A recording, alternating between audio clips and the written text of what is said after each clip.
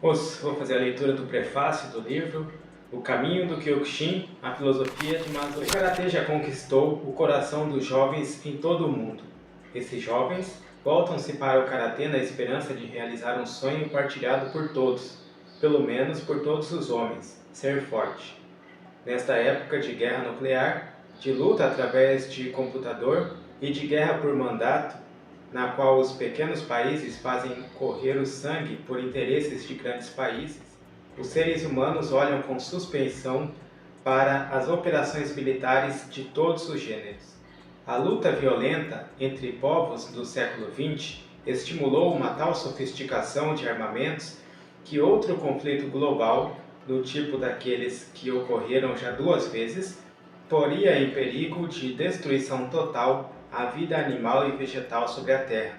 Nesta época de superorganização, é perfeitamente natural que os jovens se virem para as artes marciais orientais racionais, eficazes e místicas, para encontrarem uma forma de protegerem as suas vidas e os seus lares apenas com as mãos vazias.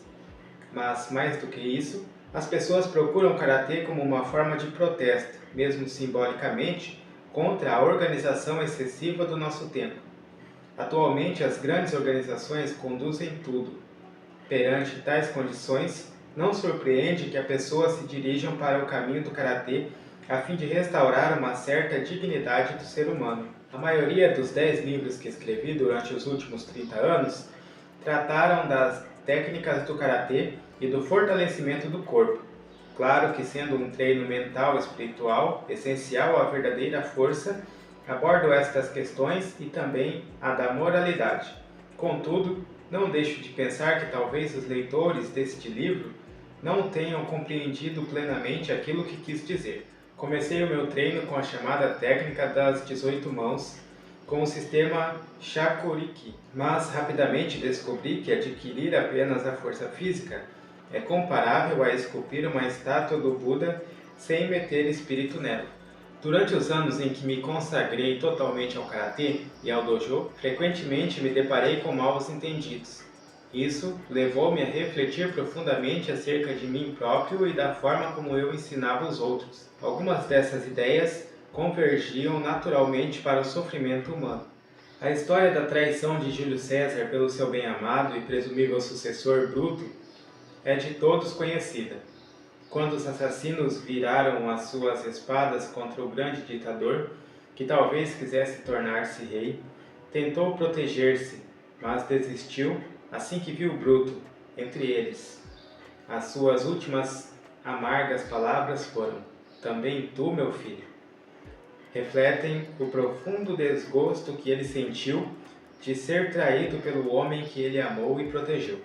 Escrevi isso porque não é impossível que uma pessoa semelhante a Bruto se possa encontrar entre as numerosas pessoas a quem ensinei as técnicas e o espírito do karatê. Não sei o que deverei fazer perante tais casos. Sem dúvida que me interrogo por que é que eu amei, protegi e ensinei as técnicas à pessoa no caminho do aperfeiçoamento do karatê. É provável que eu fosse capaz de esmagar essa pessoa. Contudo, nada mais farei do que me angustiar. É inútil perseguir uma pessoa que já fugiu e que bem nos pode trazer a destruição de outro ser humano? Mas, se o traído sofre, o traidor não tem melhor sorte.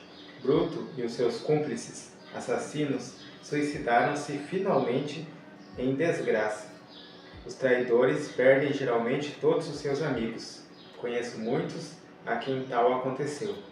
Frequentemente a traição é inspirada pelo desejo de dinheiro ou de reconhecimento. Mas quando as pessoas se apercebem, habitualmente abandonam o traidor, que é então provavelmente traído pelos seus próprios associados. A história japonesa fornece ilustrações desta triste verdade. O general e chefe militar do século XVI, Oda Nobunaga, foi traído pelo seu companheiro favorito, Akemi Mitsushide, que por sua vez foi vencido por um chefe ainda mais famoso, Toyotomi Hideyoshi, e finalmente foi morto por um camponês. Claro que o suicídio de Judas Iscariotes é outro exemplo saliente. A história chinesa está repleta de outros casos similares.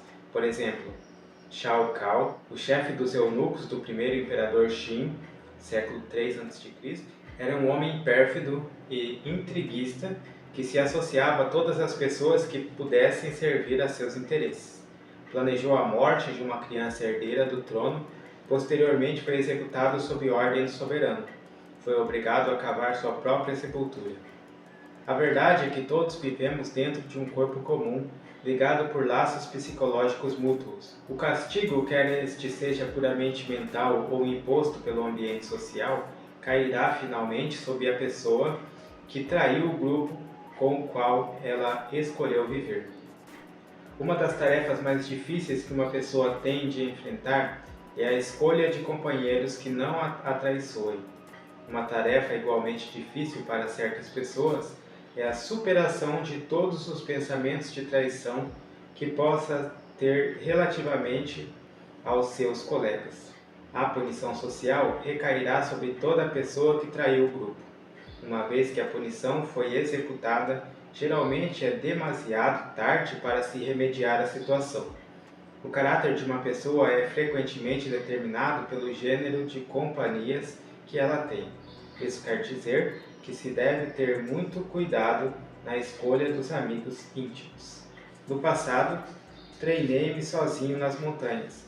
Frequentemente segui um caminho isolado e fui estigmatizado como herético pelos membros de outras escolas de karatê. Mas, com o passar do tempo, compreendi que os seres humanos devem viver em estreito contato uns com os outros. E uma vez que me percebi que o meu caminho do karatê se fundava sobre os contatos humanos próximos, ficou resolvida grande parte da confusão que me atormentava. Tive a felicidade de possuir muitos amigos e alunos, mas também tive algumas relações infelizes. Todavia, passando em revista o meu passado, reconheço que tive igualmente amigos maus como bons. A amargura e o sofrimento foram como provas que o céu me enviou para que eu me desenvolvesse e fortificasse. Frequentemente, me causaram mais dor do que os golpes dos meus adversários no karatê. Neste livro, ofereço a filosofia que retirei da minha experiência pessoal, na esperança de que tal ajudará os meus leitores a evitar certas coisas desagradáveis que eu conheci, ajudando-os também a conhecer simultaneamente os fatos que deram muito sentido à minha vida.